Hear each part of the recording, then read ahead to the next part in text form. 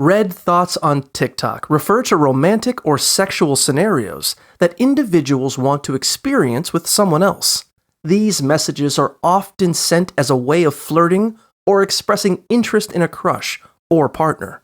Red thoughts can range from cute and romantic to spicy and explicit, and can include physical touch like kissing or cuddling. Some red thoughts videos convey messages via abbreviation, while others include photos or collages to illustrate desired experiences.